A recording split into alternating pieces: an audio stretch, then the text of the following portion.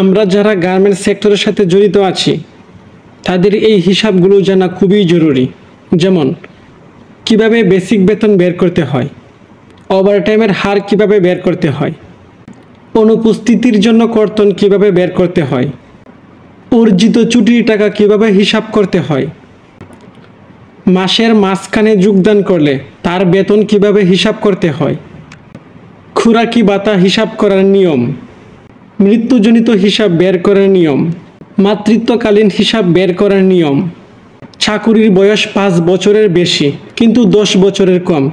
অথবা 10 বছরের বেশি চাকুরির বয়স হলে ক্ষতিপূরণ হিসাব বের করার নিয়ম,